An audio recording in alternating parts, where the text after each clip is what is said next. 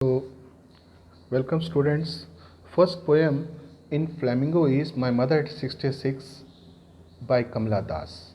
So I tell you what's there in the poem. First of all, theme of the poem is fear of loss. जो खोने का डर है ये poem की थीम है. इसमें जो है हम पढ़ते हैं जब देख पढ़ के पता चलता है the poet had gone to meet her mother and is now driving back to the airport.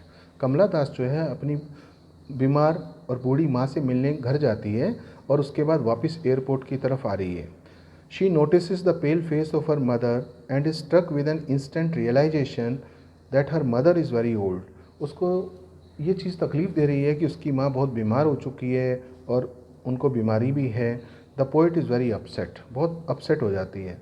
दो ageing is a natural process, वो जानती है कि बूढ़े होना बुज़ुर्ग होना ये एक नेचुरल प्रोसेस है. Yet the fear of separation from loved and near ones is very painful.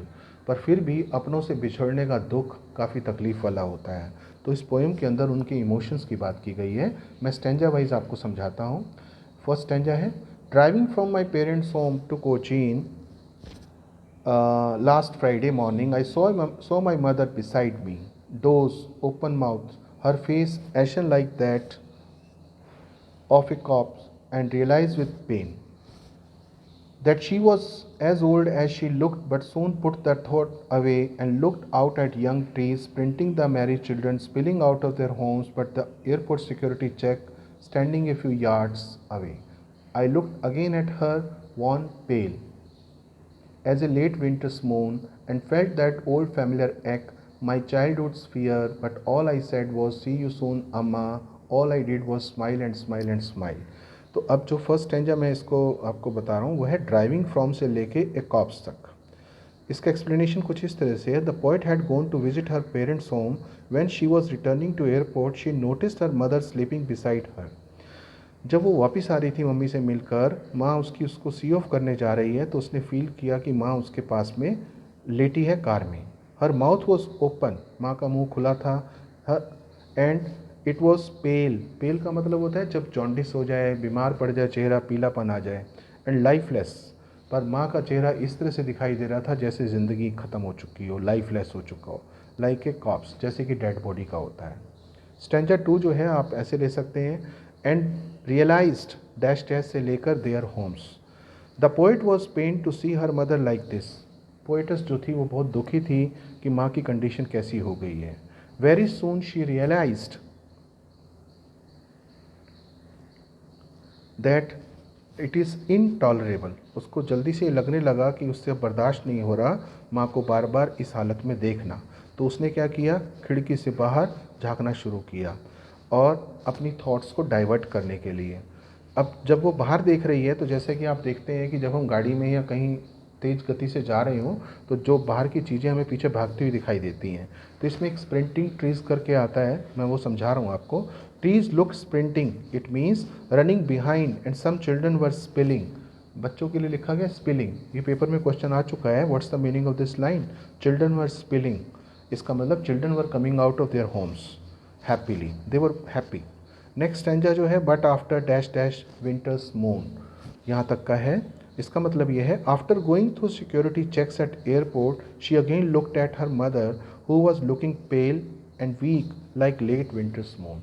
यहाँ पर ये लेट विंटर्स मून वाली लाइन बहुत बार CBSE पूछ चुकी है. इसका एक्सप्लेनेशन, तो जब वो एयरपोर्ट पहुँच जाती है, सिक्योरिटी चेक क्रॉस कर लेती है, तो अपनी माँ के चेहरे को दोबारा से देखती है. जाने से पहले एक बार माँ का चेहरा वो फिर दोबारा से देखना चाहती है, जो कि उस समय पेल और वीक नज़र आ रहा था. कैसे, जैसे लेट विंटर्स मून. तो यहाँ पर अब समझने की बात है कि लेट विंटर मून, इसका मतलब ये हुआ कि सर्दी के मौसम में जो चंद्रमा है वो हमें देर तक सुबह दिखाई देता है. कारण क्या होता है कि सनराइज़ हो तो चुका होता है पर उसकी लाइट में ब्राइटनेस थोड़ी कम हो जाती है, या सर्दी के मौसम की वजह से हमें जल्दी से नज़र नहीं आता. तो इसी वजह से स्टार्स और मून्स देर तक विजिबल होते हैं मॉर्निंग में. पर कैसे होते हैं, फेंटेड. फेंटेड का मतलब होता है फीके फीके से, उसमें ब्राइटनेस की थोड़ी कमी होती है.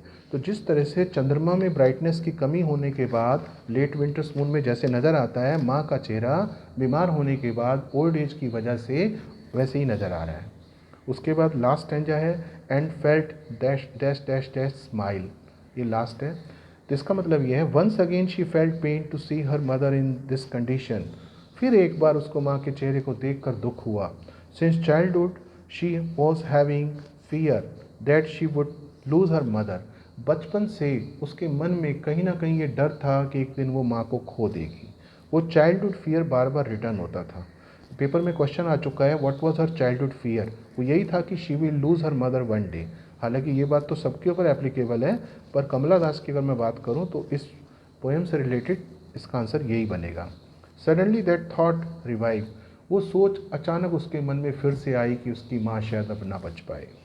But she didn't want to show her emotions to mother, so just smile. पर अंदर से तो वो दुखी हो रही थी कि माँ को शायद खो सकती है, हो सकता है अगली बार उसको माँ इस स्थिति में दिखाई ना दे, उनकी डेथ हो जाए।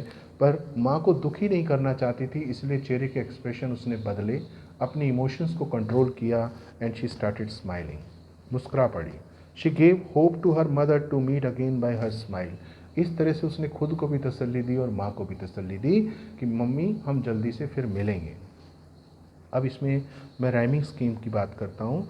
आपको पता होगा राइमिंग स्कीम क्या चीज़ होती है।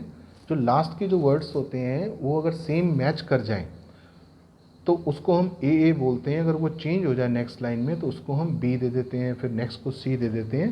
ये आपके टीचर भी आपको इसके बारे में अच्छे से समझा सकते हैं, उसको राइमिंग स्कीम बोलते हैं। अगर मैं लिटरेरी डिवाइसेस की बात करूँ, पोइटिक डिवाइसेस की बात करूँ, तो यहाँ पर सिमिली है। कौन कौन सी है? Her face ashen like that of a corpse, ये स्टैंजा 1 में आया हुआ है। अगर मैं स्टैंजा 2 की बात करूँ तो इसमें रिपीटिशन आया हुआ है। थॉट अवे, इसको रिपीटिशन बोला गया क्योंकि 2 बार थॉट अवे आ गया। और अगर मैं स्टैंजा 3 की बात करूं तो इसके अंदर सिमिली फिर से है, one pale as a late winter's moon. और अगर मैं बात करूं स्टैंजा 4 की तो इसमें सिंबल्स और इमेजेस का इस्तेमाल किया गया है, जैसे ट्रीज प्रिंटिंग, ये स्टैंजा 2 में है। मैरी चिल्ड्रन भी स्टैंजा 2 में है। विंटर्स मून स्टैंजा 3 में है। और अगर मैं पर्सनिफिकेशन की बात करूं तो ट्रीज प्रिंटिंग, ये स्टैंजा 2 में आया हुआ है। यहाँ पर हमें पता होना चाहिए कि पर्सनिफिकेशन क्या चीज़ होती है। जब किसी नॉन लिविंग चीज़ को लिविंग की तरह से, पर्सन की तरह से ट्रीट करते हैं तो उसको हम पर्सनिफिकेशन बोलते हैं। मेटाफोर का मतलब होता है जब किसी चीज़ का कंपैरिजन विदाउट लाइक और एज किया जाए तो उसको मेटाफोर बोलेंगे, और अगर लाइक और एज लगा हुआ हो तब कंपैरिजन हो रहा तो सिमिली बोलेंगे। तो इसमें मेटाफोर कौन सी है? फेस एशन लाइक, इसको हम स्टैंजा 1 में देख सकते हैं। तो कुल मिला के ये आपके माई मदर एट 66 के जो इम्पोर्टेंट बातें थी मैंने आपको बता दी है। Thank you.